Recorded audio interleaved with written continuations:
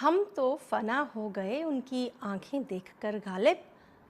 ना जाने वो आईना कैसे देखते होंगे। नमस्कार दोस्तों, welcome to my YouTube channel एक और कहानी। चलिए अपनी कहानी सपना को आगे बढ़ाते हैं।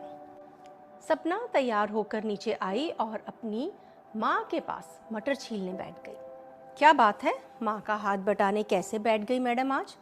और ये इतना तैयार होकर कहाँ जा रही है मॉडल? मम्मी, मिष्टी का कॉल आया था। 3 महीने बाद आई है वो ससुराल से। हम फ्रेंड्स मूवी देखने जा रहे हैं और लंच भी बाहर ही करेंगे। अरे वाह, मिष्टी आई हुई है। अच्छा, वापस आओगे तो मुझसे भी मिलाना मिष्टी को। मम्मी, सोचा आपके साथ मटर छिलवा दूं, फिर जाऊंगी। अब इतनी भी कामचोर नहीं हूं मैं। 5 मिनट के बाद ही गेट पर स्कूटी का हॉर्न सुनाई दिया तो मम्मी के पर्स से 2 500 के नोट निकाले और फिर छिले हुए मटर भी मुंह में डालती हुई सपना बाहर भाग गई। तब माँ को समझ आया कि इतना प्यार क्यों छलक रहा है। स्वर्ण, सपना की माँ, एकटक सपना को देखती रही जब तक वो गेट से ओझल नहीं हो गई। जानती थी कि अभी बच्ची है वो, अभी ग्रेजुएशन ही तो कंप्लीट किया है। 20 साल क्या उम्र होती है। हरदम उसको घर के काम करने को बोलते रहना स्वर्ण को जरा भी नहीं भाता था। पर सच तो ये था कि वो डरती थी कहीं ससुराल में घर के काम नहीं कर पाई तो उसे छोड़ ना दें या फिर बातें ना सुनाएं कि मायके से कुछ सीख कर नहीं आई। ये देखकर दादी कैसे चुप रह सकती थी। एक और कंट्रीब्यूशन दादी की तरफ से आया। ऐसे ही लाड़ प्यार करती रही और ढील देती रही तो कभी ससुराल में बस नहीं पाएगी। सिर चढ़ा दिया है तूने सपना को लड़की की तरह ही रख। स्वर्ण की आंखें भर आईं। यही तो टाइम है, घूम ले, क्या पता कैसा घर मिले। मैं तो आज तक भी अपनी मर्जी से कुछ नहीं कर सकती इस घर में। पता नहीं अपना घर ये है कि अपना घर छोड़ कर आई हूँ। शाम को मिष्टी जब सपना को ड्रॉप करने आई तो स्वर्ण ने उन्हें अंदर बुला लिया। तुम लोग बातें करो, मैं चाय लेकर आती हूँ। स्वर्ण भी सहेलियों की गॉसिप सुनने बैठ गई। मम्मी, लो एक और सास की कहानी सुन लो, स्वर्ण हंसते हुए बोली। क्या हुआ? और चाय के कप दोनों के हाथ में थमा दिए। आंटी, वो कहती हैं कि तुझे खाना बनाना नहीं आता, तुझे किचन समेटना नहीं आता, कपड़े प्रेस करना नहीं आता। आंटी हर छोटी छोटी बात पर बिगड़ती रहती है।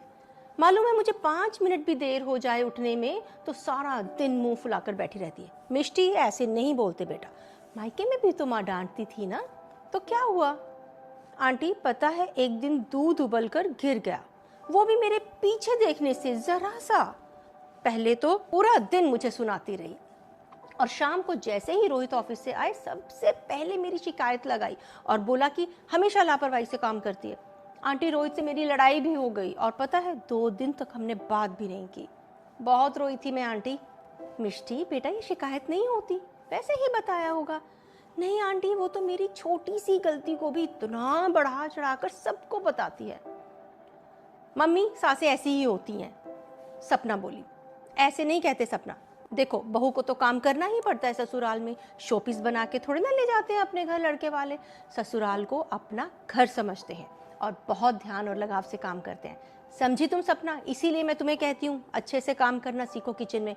पर मन ही मन स्वर्ण ये सोच कर दुखी हो रही थी कि सचमुच क्या सिर्फ एक काम वाली की हैसियत है लड़की की शादी के बाद?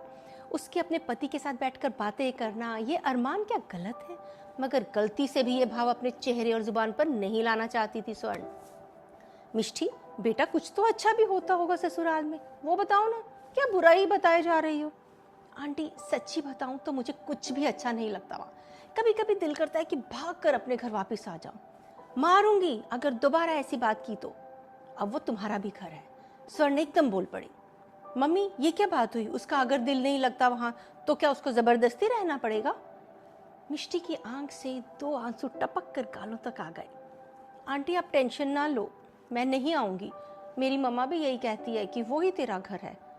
स्वर्ण का दिल चीर कर रख दिया मिष्टी के 2 आंसुओं ने। आखिर सपना और मिष्टी बचपन की सहेलियां थी।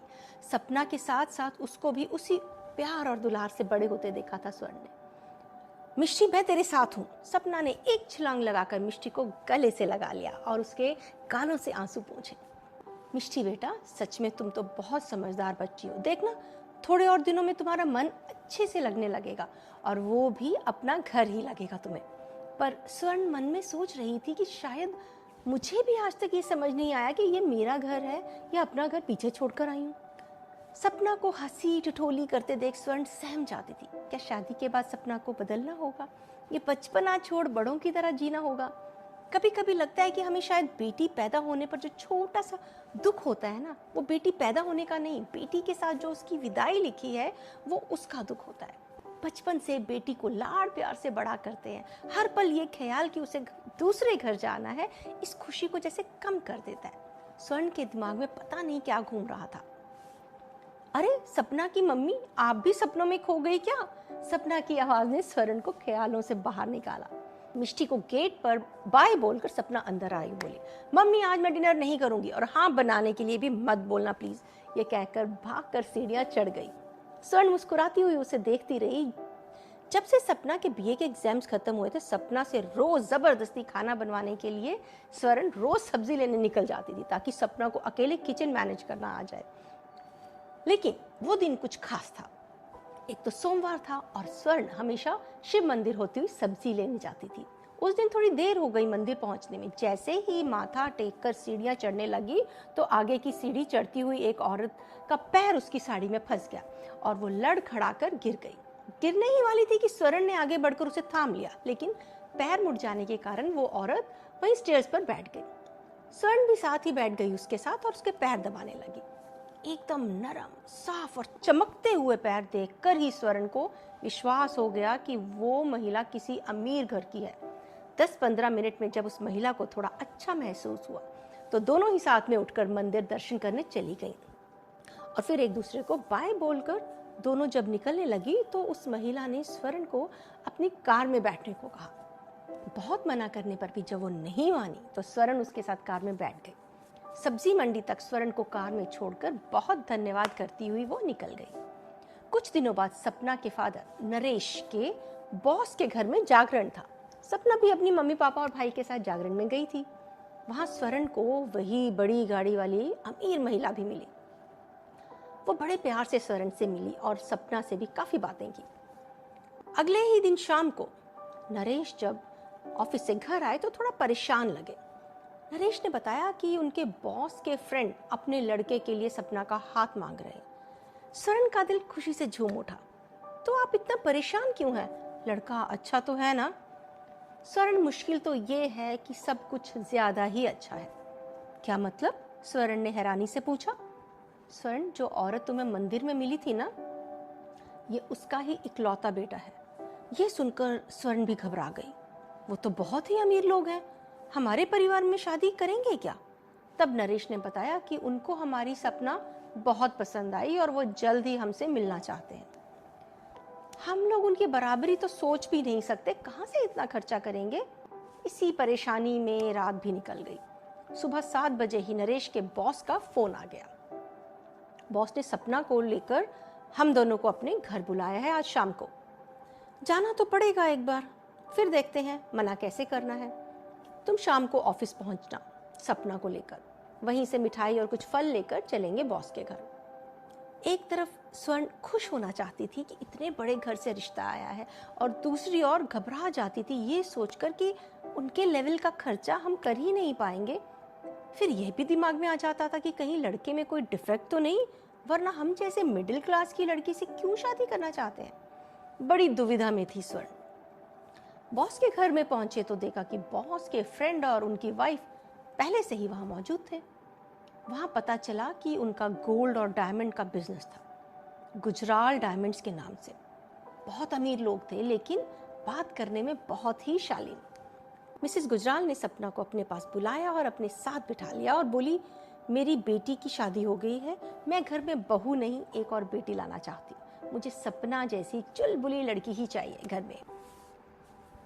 शादी हम बहुत ही सिंपल तरीके से करेंगे और सपना के अलावा हमें आपसे कुछ नहीं चाहिए। स्वर्ण एकदम बोल पड़ी, जी आप अपने बेटे से भी एक बार सपना को मिला देते, उन्हें सपना पसंद है या नहीं एक बार पता चल जाता। अरे गौरव ने तो जागरण में ही सपना को देखा था और गौरव को भी सपना पसंद है। तभी रमेश के बॉस बोले, अरे हमारा गौरव तो हीरो है, हीरो। पूरा बिजनेस संभाल रहा है गुजराल्स का। नरेश, तुम चिंता मत करो, मुझ पर भरोसा रखो। सपना बेटी बहुत खुश रहेगी घर पे, उसे तुम मेरा ही घर समझो। स्वर्ण और नरेश कुछ बोल ही नहीं पाए और रिश्ता पक्का भी हो गया। वापसी में गाड़ी में बैठते ही सपना ने सबसे पहला फोन मिष्टी को किया। मिष्टी, मेरा रिश्ता पक्का हो गया। क्या, इतनी जल्दी? मिष्टी हैरानी से बोली। यार, मुझे भी कहाँ पता था, सब कुछ एकदम ही हो गया। अच्छा सुन, मुझे तो मेरी सास बहुत अच्छी लग रही है। सपना, सासें तो पहले पहले अच्छी ही लगती हैं। मेरी सास शादी से पहले बहुत अच्छी लगती थी, पर उसके बाद क्या हुआ अब देख, बिल्कुल यू टर्न ले लिया है उसने। अच्छा तू छोड़ सास को, ये बता लड़का कैसा है? यार, मैंने तो लड़का देखा ही नहीं अभी तक, मिलते ही तुझे बताऊंगी कैसा है। वैसे शर्मा अंकल तो कह रहे थे कि गौरव हीरो जैसा है। 2 महीने में शादी का मुहूर्त भी निकल गया। गुजराल्स चाहते थे कि शादी बहुत ही सिंपल हो, लेकिन स्वर्ण और नरेश ने भी तो सपना की शादी के सपने संजोए थे। उन्होंने गुजराल्स को कहा कि हम अपनी तरफ से बेस्ट अरेंजमेंट्स करेंगे, आप निश्चिंत हो जाइए, आप तो बस बारात लेकर आइए और हमें भी रस्में निभाने का मौका दीजिए। और फाइनली सपना की शादी हो गई। आगे क्या हुआ नेक्स्ट एपिसोड में मिलते हैं सपना की शादी के किस्सों के साथ। सर्वे भवन्तु सुखिनः।